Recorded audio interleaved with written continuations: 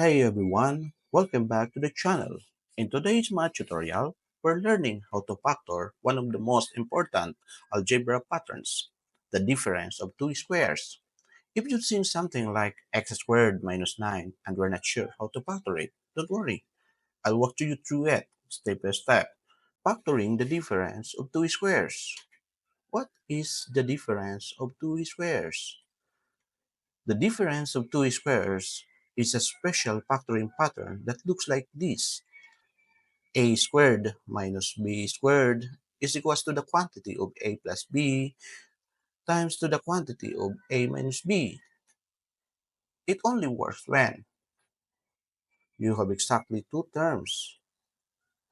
Both terms are perfect squares, and they are separated by a minus sign. That's why it's called a difference of squares. Now let's try to factor some difference of two squares. Factoring the difference of two squares. Okay? So, dapat yung given natin, difference, difference of two squares. So, pag sinabing difference, dapat lahat siya minus sign. Okay? Then, two squares. So, first term at saka last term or both terms, dapat perfect square sila. Since x square is a perfect square and 9 is a perfect square, this is an example of difference of two squares. Okay? So now we can factor this. Okay? X squared minus 9. So to factor this, we have 2 open close parentheses, x times x, and square root of 9 or is 3. So x times x is x squared, and 3 times 3 is 9. Since this is negative, we have positive and negative, so that the result is negative 9. Okay? Number 2, 4 is a perfect square and g squared also is a perfect square. 25 is a perfect square. We can factor now. Square root of 4 is 2 and square root of g is g. Okay, then since we have plus minus, so we have plus, then square root of 25 is 5. Okay, then copy. So 2g and minus 5. Let's check. 2 times 2 is 4. G times g is g squared. And 5 times negative 5 is negative 25. Okay, number 3. So number 3 is 16 h to the 4th minus 64. Okay. So the square root of 16 is 4. Then square root of h to the 4th, just divide the exponent, plus square root of 64 is 8.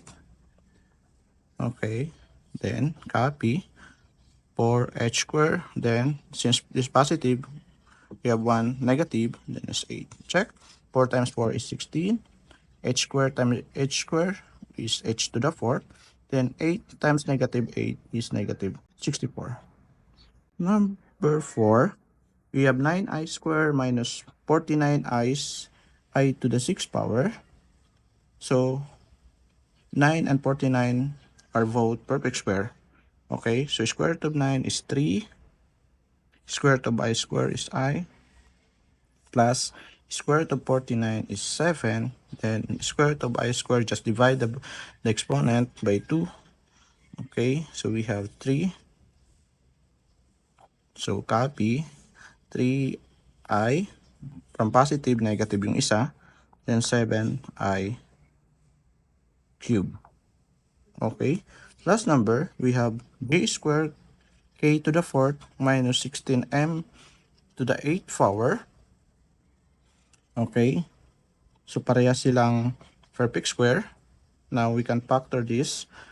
So g square, so square root of j squared k to the 4th. So we have j k squared plus, so square root of 16 is 4.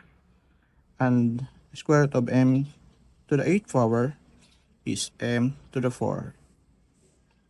Okay, copy, just g k square, then minus 4m to the 4th power. Okay, so this is the final answer. Okay, so kung mapapansin nyo po, yung sagot natin, yung answer natin is almost the same, number and variables. Okay, so ang difference lang nila is one positive and negative. Okay, positive and negative. What's it's not? Watch for these mistakes.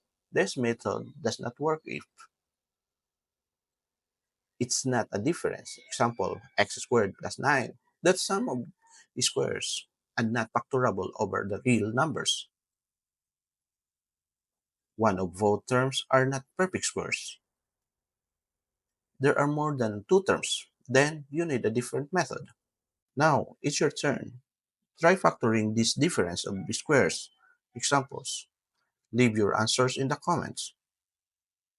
I'll include the answers in the pinned comments so you can check your work. If this video helped you understand how to factor the difference of two squares, go ahead and click like, subscribe, and ring the bell so you won't miss any of my upcoming math tutorials. Thanks for watching and keep practicing.